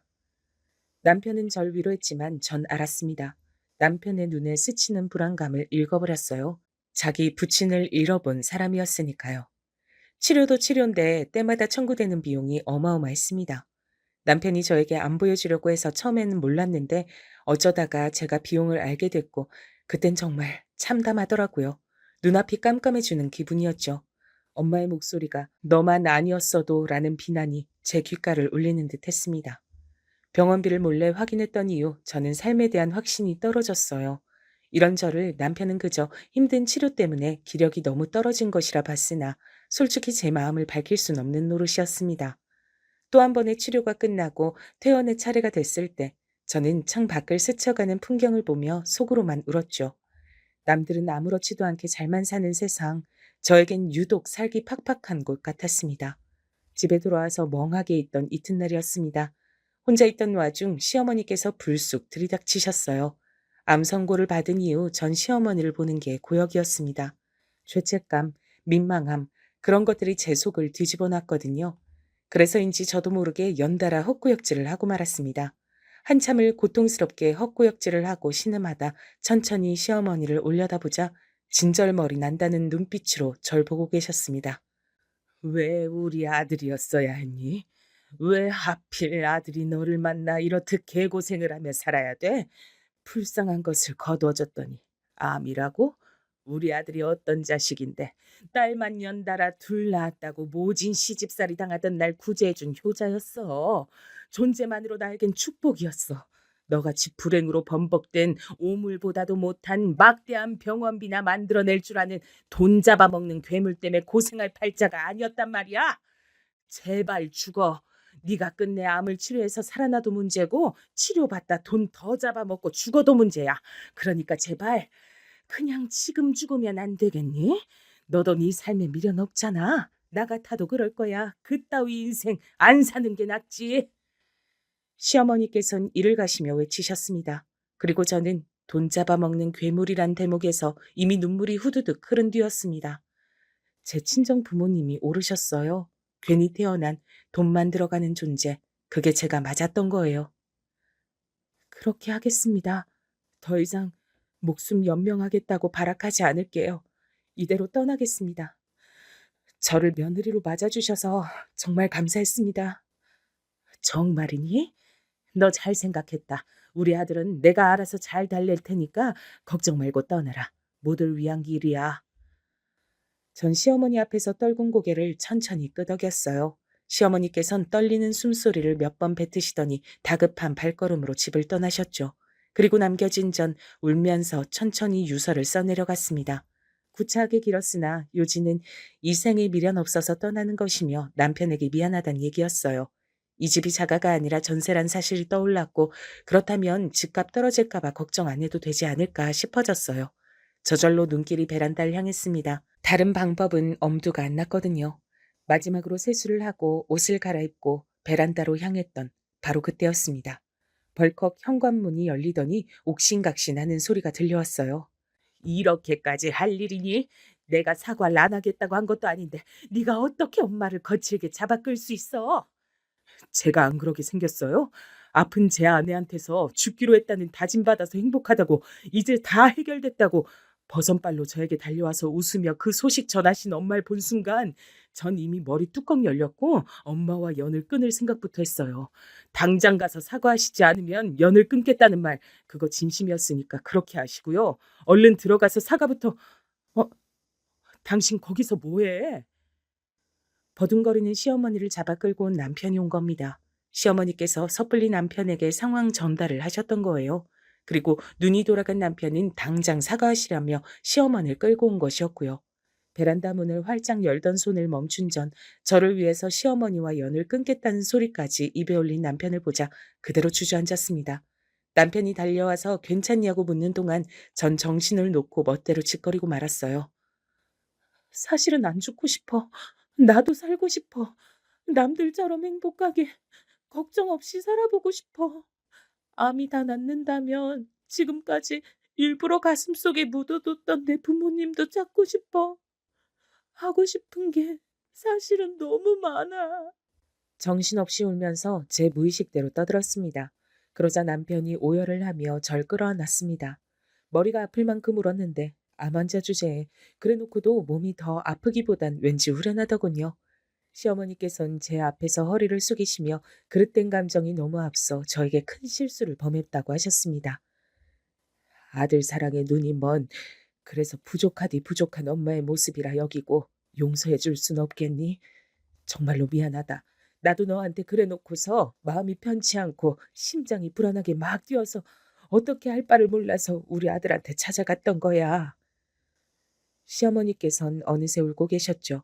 저는 용서한다고 그리고 거듭 죄송하다고 말씀을 드렸습니다. 남편은 저를 끌어안고 죄송해할 필요 없다며 또 눈물을 흘렸죠. 절 위하는 남편의 모습을 바라보는 시어머니의 눈빛에서 복잡한 감정을 전 느꼈습니다. 더 이상은 제가 죽기를 바라진 않으실 거란 예감이 들더군요. 그 후로 저에게 기적이 일어났어요. 기적이 아니라면 설명이 안 될 만큼 제 회복이 엄청나게 빨리 되기 시작했거든요. 암세포가 스스로 자멸이라도 한 것 같다는 얘기까지 들었습니다. 그리고 저에게 남편이 선물을 준비했어요. 퇴원하던 날 병실로 찾아온 사람을 보고 제가 온몸에 돋은 소름을 느끼며 저절로 흐느끼기 시작했습니다. 오랜만이구나. 그간 잘 지냈냐고 묻는 게 순서일 텐데 하필 장소가 병원이라서 이거 참. 머쓱하게 말씀하시는 아버지의 모습은 기억에서보다 무척 왜소한 느낌이었습니다. 제가 가까이 다가가자 아버지께선 눈물이 고인 눈으로 절 바라보시며 떨리는 음성을 내셨죠. 저기 혹시 내가 한 번만 안아봐도 될까? 네, 당연하죠. 전 아버지가 그렇게 물어봐 주시길 기다렸어요. 제 평생 동안요. 제 말이 끝나기가 무섭게 아버지께선 절 품에 안아 주셨습니다. 그리고 소리내어 울기 시작하셨죠. 한참을 그러고 난 끝에 병원 근처의 식당으로 가서 대화를 나눴습니다. 남편이 전문 업체를 통해 제 친정 부모님을 그간 수소문했더라고요. 그러자마자 알게 된 첫 번째 사실이 있었는데 차마 저한테 알릴 수가 없었다고 합니다. 전 그 사실을 아버지의 입을 통해 들을 수 있었어요. 그건 바로 엄마께서 이미 돌아가신 지 오래라는 사실이었습니다. 이럴 수가. 돌아가셨다고요? 예전에 이미? 그것도 제가 걸린 똑같은 암으로요? 아버지께선 그때 홧김에 저를 두고 가버리셨다가 돈을 크게 벌 수 있다는 일자리를 제안받고 혹하셔서 그곳으로 향하셨고 반쯤은 사기를 당하신 채 그렇게 속수무책으로 배를 타셨다고 합니다. 망망대해를 떠돌며 아주 오래도록 배를 타고 계셨던 겁니다. 바다 위였으니 여차하면 아무도 모르게 처리당할 것 같아서 반항 한번 못 해보시고 꾸역꾸역 지내셨다네요. 한참 후에야 다시 돌아올 수 있었는데 저와 친정 엄마부터 찾으셨죠. 그때 아셨다고 합니다. 엄마께서 당신의 남편과 딸을 버리고 도망가셨던 게 사실은 당신의 인생을 뜻대로 자유롭게 마무리하고 싶으셨기 때문이라는 것을요. 아버지한테 맞아서 병원에 실려가셨던 때 엄마께선 당신께서 암에 걸렸다는 사실을 알게 되셨고 그 후로 고민이 많으셨던 겁니다. 돈도 없었고 치료로 목숨을 건진다는 보장도 없었기에 엄마께선 인생의 마지막을 자유롭게 나비처럼 지내시는 걸 택하셨어요. 만나시던 분께 도움을 청해서 그분과 한동안 전국 팔도를 여행하며 지내셨다고 합니다. 끝에 끝까지 버티셨던 엄마께선 눈을 감으시기 이틀 전 저를 보고 싶어 하셨고 그래서 그 만나시던 분이 집으로 찾아가 보셨죠. 하지만 그땐 하필 아버지와 함께 제가 이사를 갔던 직후였어요. 엇갈리고 말았던 겁니다. 만나시던 분을 통해 엄마께서 세상을 떠나신 것, 마지막 순간들의 이야기를 전해 들으신 아버지께선 사무치는 후회로 저를 찾으셨죠. 그리고 그때 전 시설에서 생활하며 고등학교를 다니고 있었습니다. 안정적으로 지내는 저의 모습을 확인하신 아버지께선 저에게는 부모가 없는 쪽이 훨씬 낫다고 생각하셔서 절 만나지 않고 그대로 뒤돌아서셨던 겁니다. 세월이 오래 흐르는 동안 제 혼 근처에도 안 가시고 풋일을 하며 지내고 계셨고요. 네가 엄마보다 낫구나. 암을 이겨냈다니 장하다. 정말로 장해. 엄마가 하늘에서 도와주신 걸지도 몰라요. 전 그렇게 생각해요. 가족이란 이름 아래 많은 것이 포용된다는 사실을 이날 전 깨달았어요. 남은 인생을 지난 과거 때문에 원망하며 아파하며 그렇게 지내고 싶지 않았습니다. 아버지께서도 저에게 너무 미안해하지 마시고 앞으로 잘 지내자며 당부를 얼마나 드렸는지 모릅니다. 처음엔 삐그덕거렸으나 점차 시간이 지나며 아버지와 제법 살가이 지내게 됐고 시어머니와도 조심스레 연락을 주고받으며 왕래하게 됐습니다. 작지만 저만의 일을 하면서 돈을 버는 중이고요. 눈에 넣어도 아프지 않을 딸도 키우는 중이랍니다. 저보단 돌아가신 친정엄마를 닮아서 무척 예쁜 아이죠. 이젠 자신 있게 말씀드릴 수 있어요. 저는 지금 행복합니다.